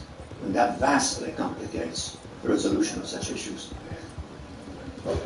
There was a good reason that I started off with that quote from Zbigniew Brzezinski. Not merely because he was a white man, but because he was also an immigrant, as noted on the image. This whole subject about what it is that black people are doing is coming to a boil mainly because there's a refinement going on here, and that's how power works. Power is continually in the process of refining itself, purifying itself. You take some gold out of the ground, and what happens is you gotta smelt it, you gotta throw it in a furnace, because you gotta separate the gold from the dross. All just one big happy. Ever since we crushed Kamala Harris's would-be presidential bid, the forces of white supremacy have been running around like chickens with their heads cut off. Because they didn't expect something like this to happen. They damn sure didn't expect for it to come from us, but now it has. So what white supremacy is doing is, it is employing a kitchen sink strategy. They're bringing out all the golden oldies, every move that they've ever pulled. Because at this point, it's all hands on deck. So what you've got is, you've got them trying to pull the feminist card because black women had left the reservation 60 years ago, but it seems like a critical mass of them have come back, and as far as they're concerned, no, the divide and conquer strategy must be in full effect. They're trying to bring out the old preachers because, hey, black folks just love a good sermon. And then they're trying to bring out folks with this black-brown alliance, or rather we should call it what it would be, a brown-black alliance. They want us to be following them. Julian Castro is attempting to pull this one. They're just going overboard. They're trying to do everything that they can to get us off of this, because the first thing is, okay, we get it. You guys have got a full head of steam about something. Oh, this reparations thing. Okay, we'll go ahead and say reparations a couple of times. And then what we'll tell you is, yeah, reparations for all disadvantaged people. That's the thing. When you listen to them, see if they say black. If you tell them, we're going to talk about reparations, and the first thing they start saying is disadvantaged, minorities, inner city, places that are underprivileged, they start doing that crap, forget it. If they can't say black and stick to only black, then we ain't with it. This is the reason why we have weaponized the ballot box. I just love having these trolls and morons, either in my comment section or my Twitter feed, whining like a bunch of babies about, well, Donald Trump, we can't risk him getting reelected. What are you talking about? Well, what's Donald Trump going to do? He's racist. So are the other 40-some-odd presidents, including Barack Obama. What's your point? Oh, well, if you don't like Donald Trump as president, then you might want to decide what's more important to you then. Donald Trump remaining president, or whether or not you do right by black people. Because if you're going to continue the old for black folks, though, then you better get ready for Donald Trump to get reelected in 2020, and get ready for President Mike Pence in 2024, and get ready for the reelection of President Mike Pence in 2028, and whatever the hell else comes after, because if these guys don't get stopped, you better believe it's not going to be Mike Pence who's the real problem. It's going to be whomever comes after him. So you got a choice there. Are you going to offer the United States as a sacrifice on the altar of your arrogance and belligerence and your refusal to do what's right? Or are you going to go ahead and do what's right? Well, we know what the answer is. You're going to do what we want when we bring you to our will. And that's why we're letting Trump remain in there. We're going to make sure he stays in there. Why shouldn't we? When the pain gets great enough, you white supremacist trash, whether you on the left or the right, you ain't got no guts. When the pain gets too much, you'll say, okay, enough. So we're going to go ahead and let you stew in your own juices. We're going to make sure you understand that when you deal with black folks, it's going to be about respect. See, we've learned the lesson. We're not trying to be popular. Because if you want to be popular, as I've always told you, all you got to do is say yes to everyone. If you want to know how to be popular, just say yes to everyone. But you also wind up being their doormat, too. That's what happens when people say yes all the time. People take advantage of it. Oh, they'll like you because they know they can take advantage of you. But if you want to be respected, you better start learning to say no. Because when you start telling people no, they can't just run up in your face and just get something out of you willy-nilly. When they come up to you, they gotta think first. They have to consider first. When they deal with you, they know that this is somebody who I can't just take for granted. I show up, I gotta come correct or not come at all. They know that. And you better know that too. Politics is a business transaction. So far, they're all trying to figure out if they can buy us off with words. Well, if we just give you niggers a little bit of lip service, you know how you niggers are. You guys always, you just want somebody to say it with the word once or twice. Okay, fine, they will say it once or twice and we'll bury it. But we'll always make sure to say reparations is for everybody. No, we're looking to level the playing field. And that being the case, you're going to have to get with that program.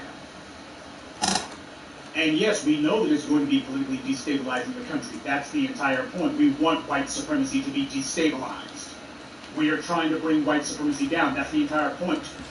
The white supremacist trash who run YouTube, they understand that they depend on white supremacy for every crumb of their daily bread. So they don't want black folks thinking that we're supposed to be making the political system, the electoral system, unworkable.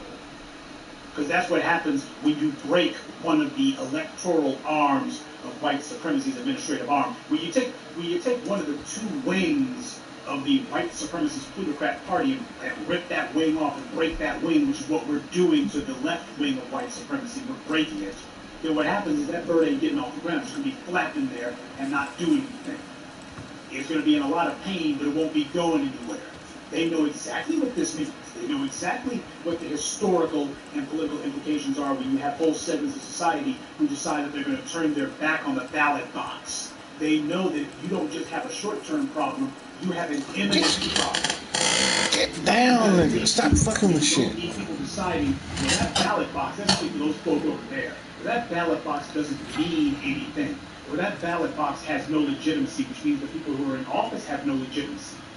And what happens in a country where people start deciding, whole segments of the society decide that the person in charge has no legitimacy? Well, what you get is Venezuela. That's what you get. White supremacy is trying to figure out if they can just come up with some weasel words, and that'll get us back on board. Unfortunately, a critical mass of black folks have now congregated here. They've migrated to voices like this one, who are telling black folks, nah, we're not doing the okie doke. See, Jesse Jackson can't get you out of this one. That's what the chumps in the Democrat Party need to understand. Your black cliques, the people who you've been putting on TV, they're not going to be able to bail you out this time. They can't get you out of this one. You're not going to bring on Simone Sanders and Angela Rye with mustard and lettuce on the side and think that they're going to give a couple of piddling lip service words to us, and apparently we're supposed to go, yeah, we'll listen to what they say. Now, we're here for seeing them talk as far as we're concerned. Hey, look at these idiots. They think they're going to trick us. That's what's happening. We're looking at them, but it's not because we're taking what they say seriously. We're looking at them and going, yeah, look at the pathetic bootlicks for white supremacy, desperately trying to figure out how they can get us back on board with their plantation, and it ain't going to work. White supremacy understands exactly what it is that we're demanding. We are demanding that they dismantle this anti-black regime with their own hands. And if we put enough pain on them, they'll do it.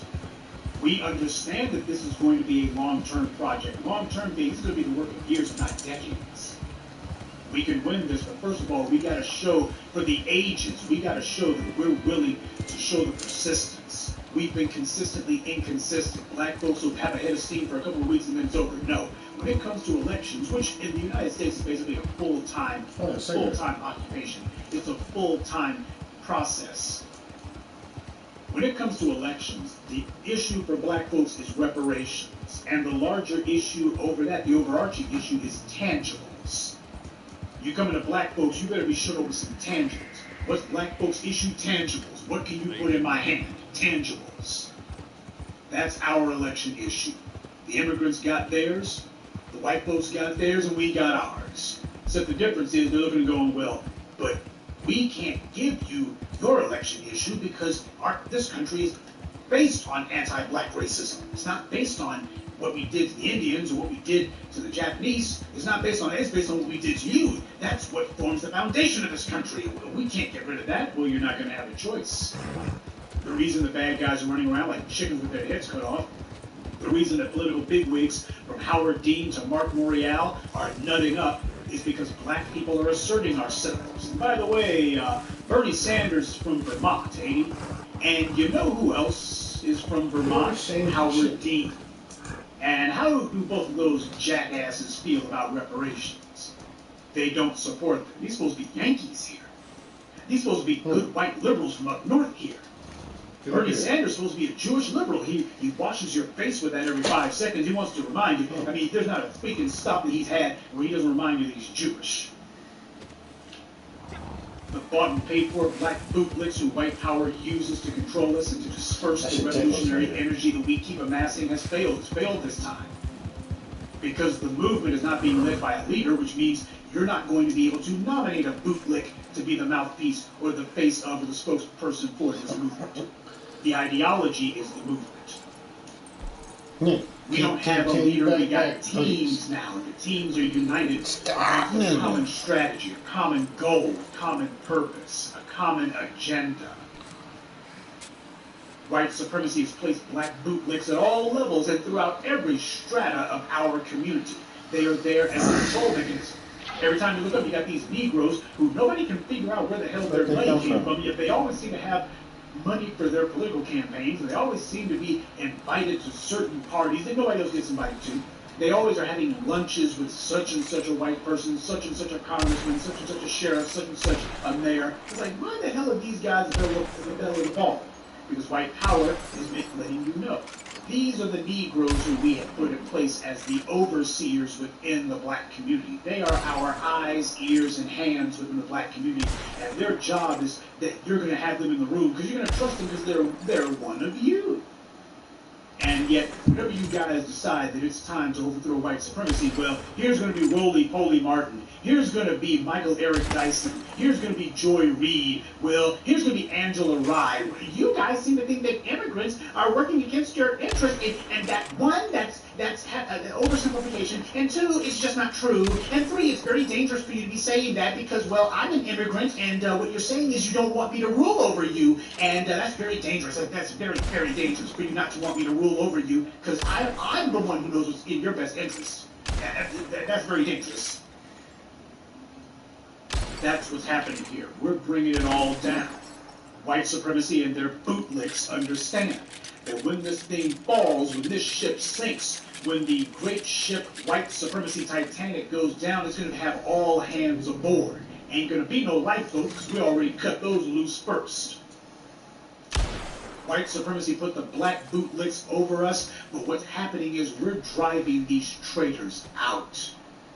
We are cutting off the ears and gouging the eyes of white supremacy among us.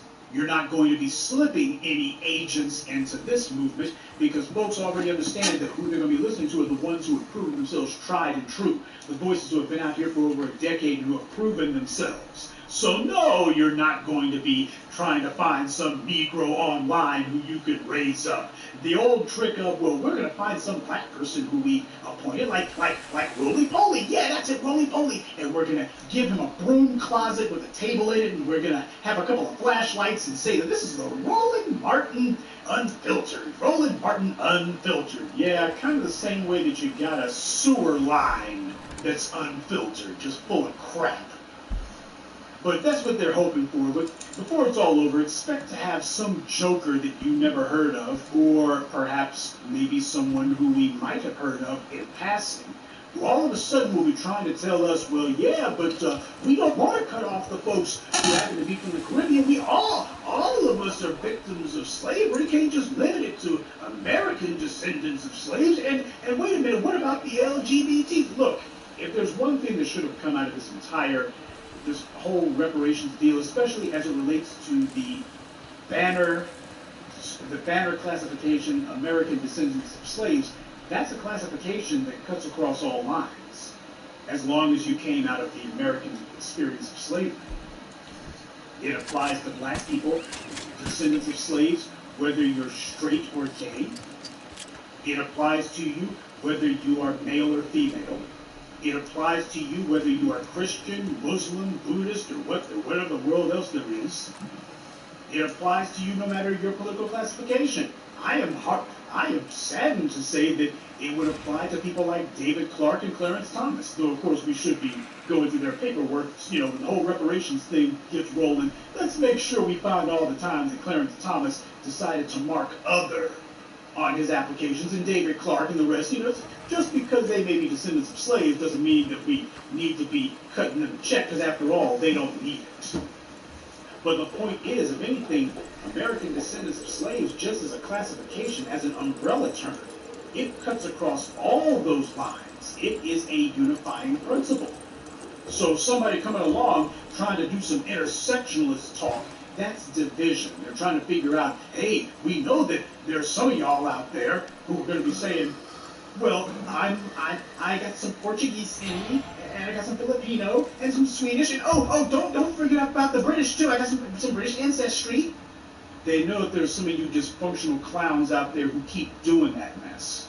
In fact, I posted on my Twitter feed today that Julian Castro, his campaign manager, some woman named Maya Rupert, said, and I quote, "We say after every election, black women showed up in droves. They are consistently voting not just for their own interests, but for all progressive-minded people." This is the campaign manager, who's a black woman, by the way, for Julian Castro. This is what they're saying about black females, about these black women. Sisters, this is what they're saying about you. That you have shown them time and time again that you vote consistently not for your interest, but for everyone else's interest. The Houston Chronicle piece that I linked to on my Twitter page, you got Julian Castro happy as hell as far as he's concerned. If I can get the black female vote, I got the black vote on lock. I might as well, I got the entire black vote around the neck. Events will show whether or not Julian Castro is right or wrong. It needs to be a brand new day across the board. All of that divide and conquer bullcrap that's been pulled successfully for all these decades, we're gonna see which ones of us prove them wrong and which ones of them prove the bad guys right. Because what's happening right now is it's easy to point to a Angela Rye with mustard and lettuce on the side, and Joy Reid and the rest of these. It's easy to point to these clowns because we've been coming out against them for the longest time. But what about the ones who've been sitting among us, who, as they see this talk gaining more and more steam, as they see that, no, this is going to be the new normal, which means this is what the black community in the United States stance is going to be on these issues today, tomorrow, and always. This is not about one election cycle. This is not about one president or one presidential candidate. This is not about one electoral race. This is the new normal, which means that you come back 50 years from now, guess what? It's still going to be the black people who came out of American slavery. And we do this not to separate ourselves from the African diaspora, but we live in a real world with real circumstances. And we have to be honest about the fact that since we have faced so much disrespect, not from all, but from too damn many within the diaspora, we felt it necessary to clarify our position within the diaspora. We're still part of the organization. We're always going to be part of the organization. That will never change. But what has changed is we have now clarified our position within the organization. That's what we've done. We've clarified it. The same way these other groups have made it clear that a right of return for the descendants of American slaves, apparently that's not on the table. The same way they've made it clear that some of them, too many of them, like to take little digs at us, or some of them, too many of them, like to try to run us into the ground, and we have never done that to them. We have a number of issues, many of them forced upon us by the Europeans, saddled with all sorts of problems that we previously didn't have before, particularly our loyalty systems to one another. We have a number of issues that were foisted upon us by our enemies, but we also have some that we came by honestly as well, and we need to be truthful about both of them so that we can deal with them. Foist certain problems on us, but he also took advantage of certain pre-existing problems that we had. He had been practicing divide and conquer in Europe for 1,000 years before he brought his show on the road to Africa. So when he saw some of those conditions in Africa, he was like, well, this is right out of my playbook. I know exactly what to do about this, and that's exactly what he did. He got folks to be sitting here. It's one thing to be proud of where you came from, wherever in the diaspora you are. But when you decide that you're going to cross the line, there is one line that you cannot cross, and that is the respect line. You never cross that line.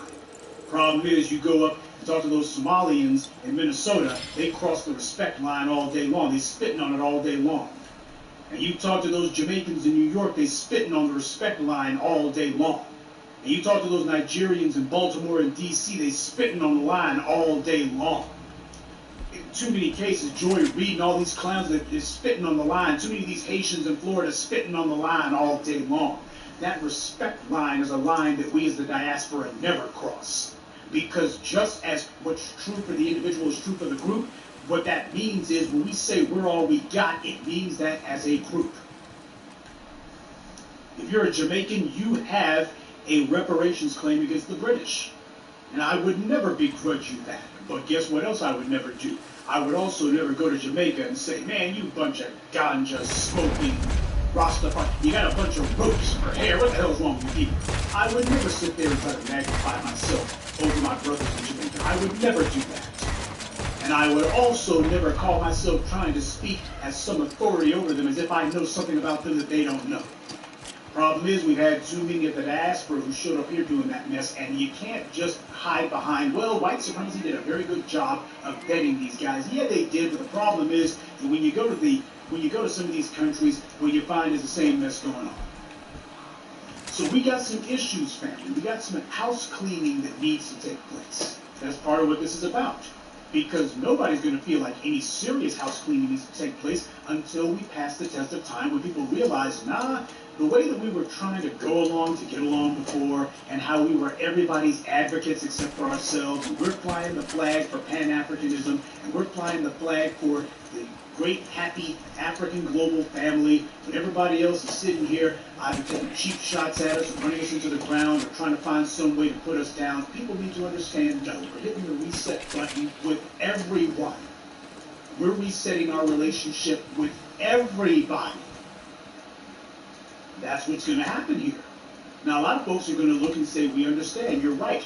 You guys have been the whipping boys for everybody else, and you guys have been flying the flag for the African family as a whole globally, proudly, and unfortunately you haven't been reciprocated with. And you know what? You are right for what you're doing. There are going to be those who get it, but there will be others who are looking and going, well, hell, you've been our footstools all this time.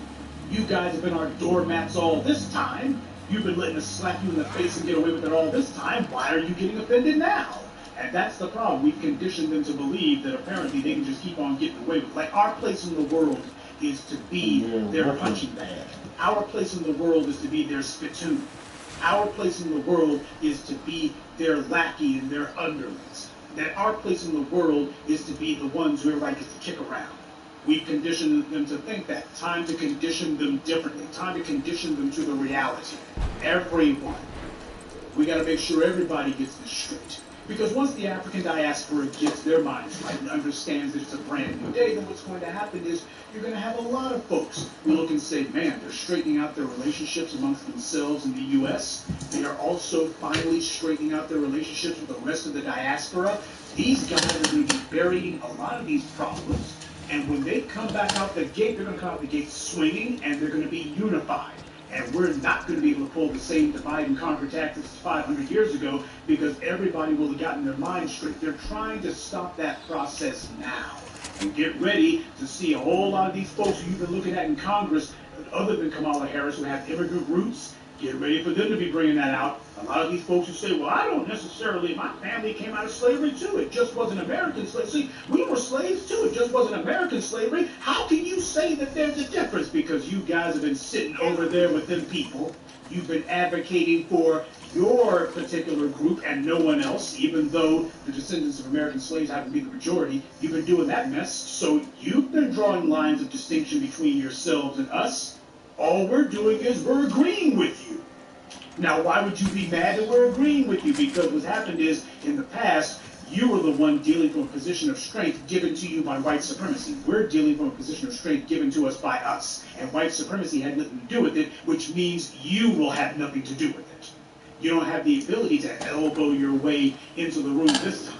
We've blocked you out, and what's happening is you're looking at clowns like Mark Morial, and the rest of these guys, they can see the iron wall of their obsolescence coming at them at 1,000,000 miles an hour. They can see that they're about to go splat against the wall of irrelevance, because once we've knocked them out the box, once we have an entire 2 or 3 presidential cycles that pass where the black bootlicks, the clowns on television, these idiots are not able to say anything that reflects the reality of the black vote, the black electorate. Once we demonstrate these guys on TV, they mean nothing. What's going to happen is they're going to try to pretty it up at first by saying, well, there's some rabble-rousers online, they're extremists on all sides, if there's an alt-right, I guess this is the alt-left. Same way they try to make black folks into Antifa, like we got anything to do with that crap, and it's actually a bunch of white folk. Guess what? The same way they try to make us into the face of sexual harassment and assault in America, they'll be trying to do the same thing here. It's going to be a variation on the exact same theme. That, well, black people are the bad guys in all situations. They're the root of all evil. Why? Take a look at these people who refuse to take up the banner against Donald Trump. They refuse to get on board with mass immigration. They refuse to get on board with the LGBT whatever. These guys, they're just basically the alt-left. Well, there's extremists in every group. You got white supremacists. You have these black supremacists over here too, see? And you will be hearing that. And the same people who are pretending to be on board with reparations right now, Angela Rye with mustard and lettuce on the side, she's going to be the one out there just selling soap, saying, well, we tried, but, you got to have a coalition. You can't just be out there by yourselves. You got to have a coalition, and that means you do what the Democrats tell you to do. Angela Rye is a political operative, been one her entire life. Simone Sanders, political operative, been one her entire life. Roly-Poly Martin, a failed political operative, and he's been failing his entire life. All these clowns have been working for these campaigns. These guys are not any sort of black activists. They're not any civil rights anything. They're Democrat tools. That's what they are. And what's happening is we're throwing out the toolbox. White supremacy could never have held us in check without having people within our community, traitors, to promote and protect white supremacy, and to disrupt our own internal politics, to make sure that everything that we do always gets derailed, always gets thrown off track, and always gets dragged to some sort of white supremacist scheme. We've called these bastards out. We've pointed them out, and we're casting them out. We're purging ourselves of these traitors within. So white power, this is terrifying, because if we don't have white power, black flunkies misleading us, then there's only one direction for us to go. Taking our power back from white supremacy. And they understand that what this is going to mean is that they're going to be losing power. They don't believe in losing power for anything. Their position is extremely delicate. They don't want to see us threatening that. They're trying to head it off now, but they don't know how is the problem. Because of the fact that they don't have anybody to buy off. They don't have any connections within this black empowerment sphere. They don't have anybody who they can go to and say, hey, can you go talk to that Professor Truth guy? Can you go talk to that TVA guy? Can you go talk to that Tweet guy? Can you go talk to that Tarian Rain guy? Can you go talk to any of the other voices in that black empowerment? This reparations thing and talking about how it's all about black and they're not looking out for anybody else. Can you talk to them about that? Hey, can you invite them to one of our parties? Hey, there's some white women over here. Hey, there's a white man over here. The tools are not going to work. They don't have any means of making any inroads. We've cut them off at the knees. This is not going to be something where they can use the tried and true playbook, because we have neutralized those plays. They don't have any sort of people who they can appeal to and send them to come talk to us, because we ain't talking to them. They didn't come out of this, so they are verboten here. And we have done the yeoman's work for the last decade, almost decade and a half now, of educating you that these black folks you see on TV, they are not your friends. So it's a matter of, even if those of us who are the leading voices of black empowerment on the internet today, even if we disappeared tomorrow, the problem wouldn't go away, because you guys have been successfully brainwashed. We washed your minds. We cleansed your minds of that garbage. So you guys now know what to do even without us here. But that ain't saying we're going to be taking no time off, because at the end of the day, we want to see our team win as much as you do. They want to head this off, and every move that they make to try to deflect, dodge, and distract, it only makes things worse. We're getting over our codependency issues. We're finally dealing with our inferiority complex. Having Elizabeth Warren or Alexandria Cortez trying to appropriate reparations, that has only angered us more. They can go ahead and pretend to themselves that, well, as long as we don't say it on CNN, as long as we don't say it on MSNBC, as long as we don't say it in the New York Times, well, it'll be as if it didn't happen because it's only going to be among those black folks on the internet. Yeah, but the black folks on the internet are the ones who set the frame and set the tone for everybody else. Because out of 45 million ex-slaves, we're the only ones who are organized. Yeah, the corrupt and crumbling fossils, those civil rights retreads over at the Urban League with Mark Morial, or over at the NAACP, and all these other professional do-nothing societies, these guys represent basically the 65 to dead demo of black folks. They're not the future. Hell, they're not even the present anymore. These guys are just sitting there, twiddling their thumbs, singing church hymns, talking about the old days when they were chasing white women or trying to shake their butts for white men back in the 70s. That's what they're about. That's what they were reduced to. So these guys are the definition of irrelevant, and that's the reason why you don't see any of us talking about, well, if we can take over the Urban League or take over the NAACP, why would I want to take over a corpse? No, they were created by white supremacy as tools of white supremacy, and we're breaking white supremacy's tools. So trying to figure out how you can have some black bootlicks tell us that, well, you don't need to be mad at Alexandria Cortez. We need a coalition. Nah, coalition's dead. We tried that. Didn't work. We ain't trying it again. We see through the scam, and we're becoming louder and more strident. The political issue is going to be what's in it for those of us black folks who came out of slavery and us alone. When you mention these other groups, the reaction you get from us, the survivors of slavery, is going to be vociferous and it's going to be in your face. That's the reason why I talked about we need to have dedicated pressure groups. We need to have people on the ground who make it clear when Bernie Sanders holds his little do-nothing rallies where he's got 5 or 6 black folk all behind him, right behind him on the podium, so that when you do those close-up camera shots, you can see the 5 or 6 black supporters that he's got. When he tries that crap to let them know, you're not getting away with it. We see what you're doing. So the old ploys, the old word games, and the old so-called image crafting, all of the fake imagery, that ain't gonna work. I told you about that whole scam in my classic video, Why Roger Ailes is Not Going Away, which you can find in the archives on this channel. Back in the 60s, Joe McGinnis with his book, Making of the President, 1968, he was giving a quote from Roger Ailes when he was working on Richard Nixon's first presidential campaign, that in places like Philadelphia and Baltimore, that they had to have more than 1 or 2 Negroes in the crowd because the voting base in those cities was at least 30% black. That's what Roger Ailes was saying. Well, we got to have a few of them in there, not too many, because we ain't trying to offend the Southern folks who don't like to see black people. We don't want them thinking that we're for everybody. But we need to have a few of them because black voters, they're going to notice if there's no black people in the audience in a place like Philadelphia. We got to have a few of them. And once we do that, though, we're going to be stuck doing it. So we got to be careful how many black folks we put in, because if we suddenly remove them, then the media is going to say, why no Negroes in the picture all of a sudden? That's what Roger Ailes was saying 50 plus years ago, back in the freaking 1960s. He was saying that back then. So this whole thing of trying to manipulate us by putting 1 or 2 of our own in the image, that's an old trick. We got to show them, though, that the trick don't work anymore. We got to show them that we're not anyone's suckers anymore. You're not going to make us ashamed of demanding things for ourselves. We're becoming politically selfish, which we should have done back in 1865, but you know what? We're making up for lost time now. We're becoming politically selfish. Oh, well, what about friends? Friends are overrated. Where's my tangibles?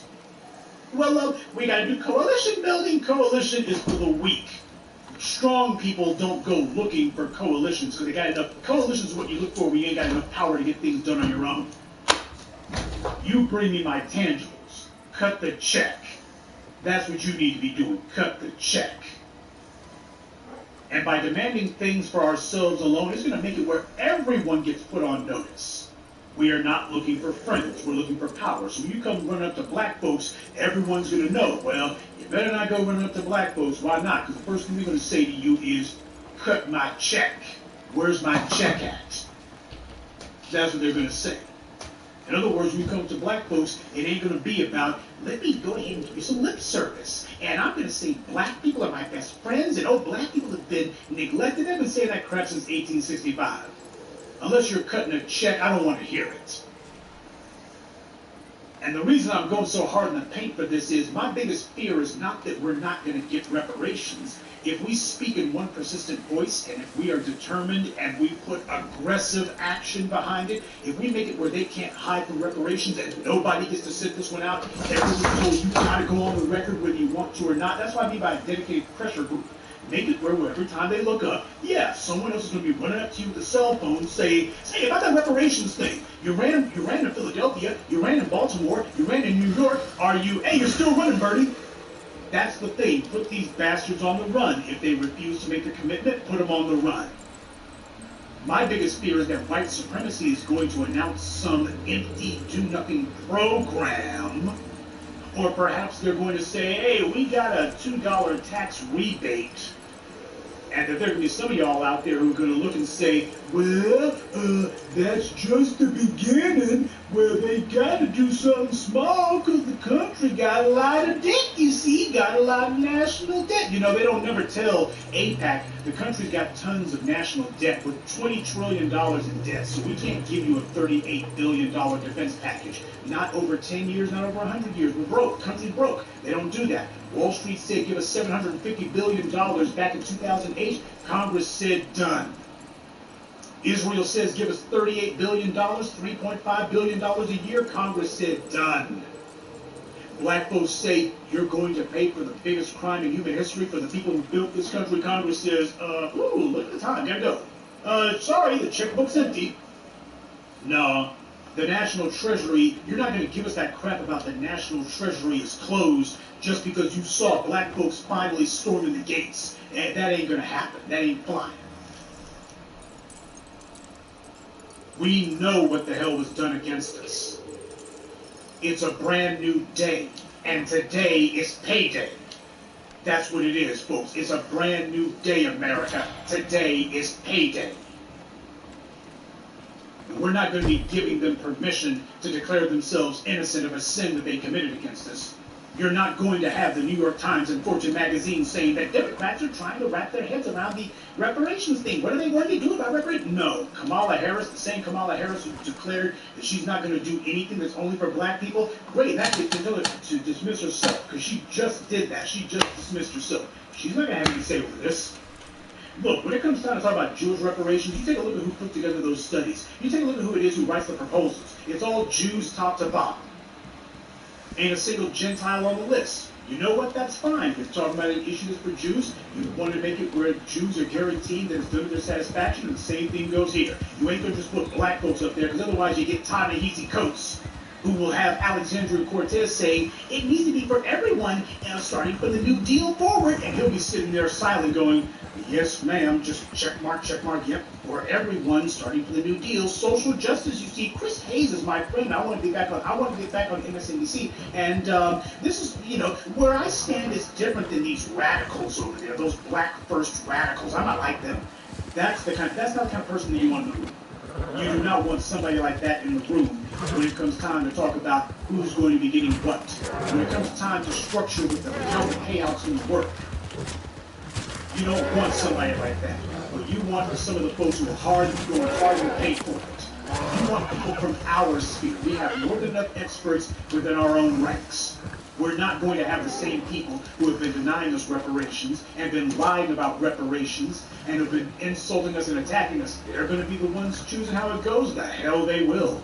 That's why we got to get in their faces about it. Nancy Pelosi needs to be put on Front Street live on camera and told, you are not going to be doing anything with reparations yourself. We are going to tell you what it is, and you are going to listen to what we say and do what we say. And tell them, Nancy Pelosi, you ain't going to be part of this. Kamala Harris, you'll have no say in this. Bernie Sanders, you'll have no say in this. Julian Castro, you'll have no say in this. Like I told you, we will not come into our own until we first demonstrate that we have the ability to destroy the campaigns of white candidates. Going after Kamala Harris and crushing her campaign means very little. White supremacy is not based on having their black flunkies out there. White supremacy is based on making sure there's a closed club for whites only. That's what it's actually based on. Just like when they integrated the lunch counters in the movie theaters, they want to tell us that getting some sort of government program is going to be reparations. That's going to be what counts as all done. See, we fixed the greatest crime in human history because Kamala Harris passed some lift program that's for everybody.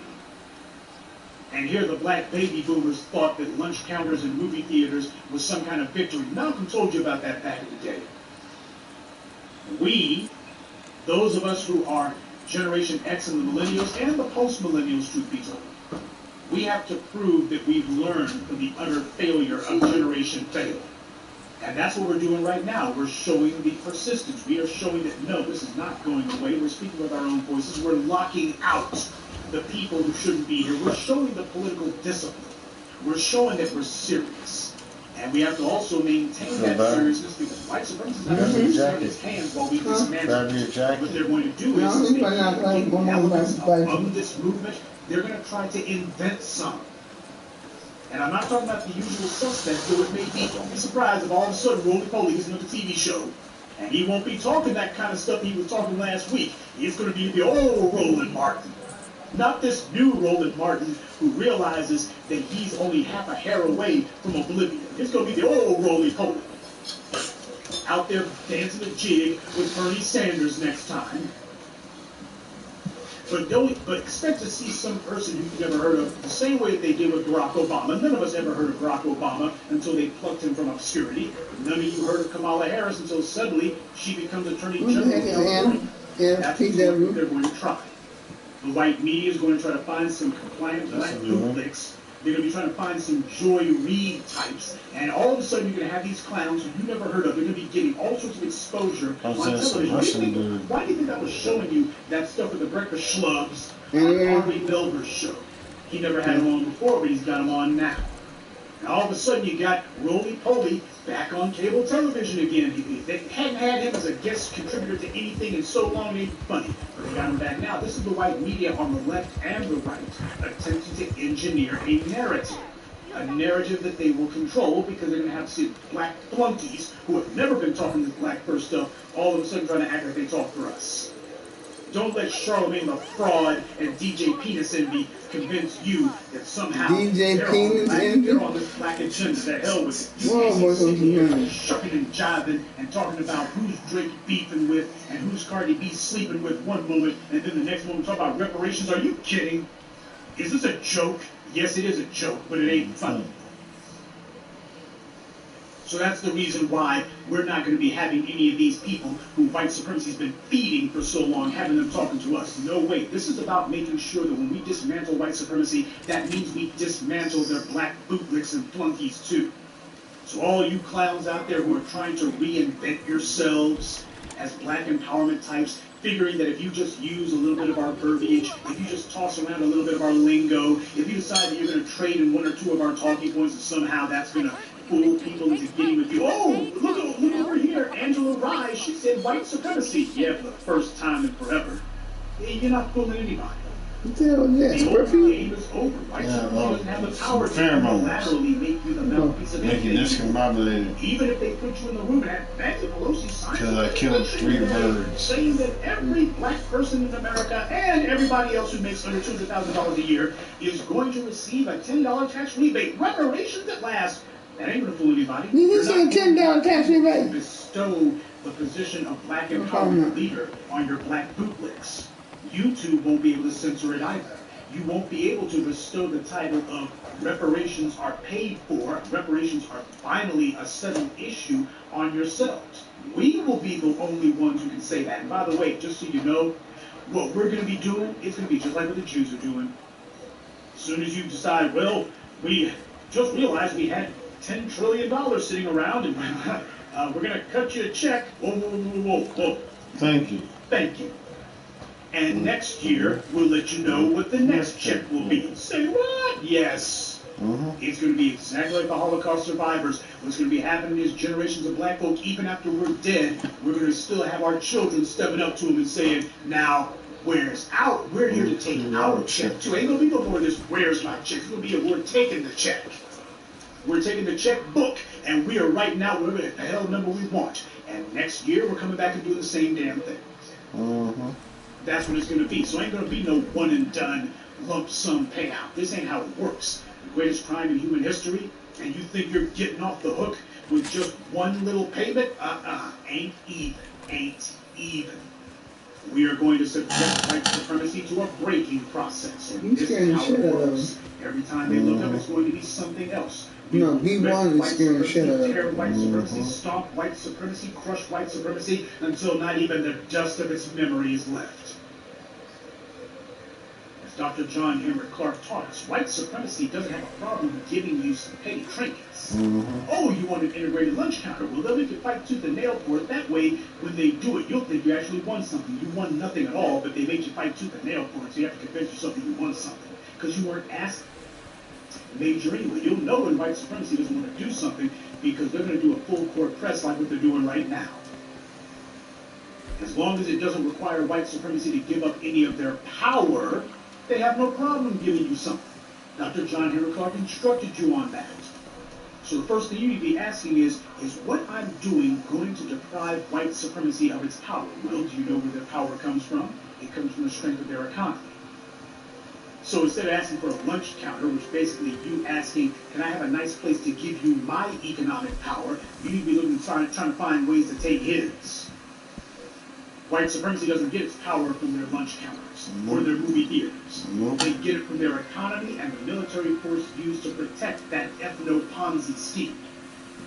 They have tens of trillions of dollars in economic power every single year. White power generates tens of trillions of dollars in economic power every single year. Now you go backwards to the late 16th century, because truth be told, 1619 ain't really the beginning of this whole thing. You got to start in the 16th century if you want the truth of it. But if you decide to use progressive scaling to go back 500 years, then you understand that trying to tell black folks that even half $500 million, okay, $100 billion, nah, that ain't even scraping the surface. That's not even the tip of the iceberg. And that's the reason why you're not seeing me getting all jolly about this Marianne Williamson woman. Because what I'm looking at is, notice how the white media is not criticizing her for saying $100 billion. You want to know why? Because as far as they're concerned, she's slipping into the room so that she can set an artificial ceiling. That's what she's here for. She's here to set an artificial ceiling to say, that was what's your cause? 40 acres and a mule got kicked around. Well, now we're saying $100 billion. Let me tell you something about the I put this on my Twitter page. You need to spiritual advice. Yeah. 40 acres and a mule, that's what you give to one man who you disadvantaged and took advantage of for his lifetime. If you got just one guy, you know, the old slave Cleopas, who you ripped him off his entire life, 40 acres and a mule is what you give to him, because he's one person who you ripped off for one lifetime. What about if you ripped off Cleopas and his wife and his children and their parents and their parents' parents and their great-grandfathers and everybody else? What about that? 40 acres and a mule just for that. All these people who have gone their entire lives being raped, being beaten, brutalized, murdered, degraded, and all the rest of it. And after all that, you decide, well, we're going to take one of your descendants, give them 40 acres and a mule, and tell them to get the hell out of here. Nah, you ain't getting off that easy. And we're not letting 40 acres and a mule was a joke back then, and it's an insult today. We're owed a hell of a lot more than that. Don't you ever let the white media or any of their black bootlicks try to tell you 40 acres and a mule. I don't give a damn what that translates to in modern dollars. It still ain't enough. You ain't paying me just for what was done to me. You're going to pay for all of the centuries of accumulated wealth and the lost human dignity that has been stolen from our people. You can't put a price tag on that. That's the reason why you don't see the Jews stopping with their demands. You sit here and torture us, you and You sit here and murder and rape us, take everything from us, tell the entire world that we're less than human. Damn right, you're going to be paying, and every year we're coming back and getting more. This is what they're doing. They're making sure not only are you not going to forget, this is a debt that will never be paid because it was a crime that should never have happened. We have more justification and more right than the Jews ever did. So don't be sitting here letting them tell you that there's a ceiling on this thing. Ain't no limit. Ain't no freaking limit.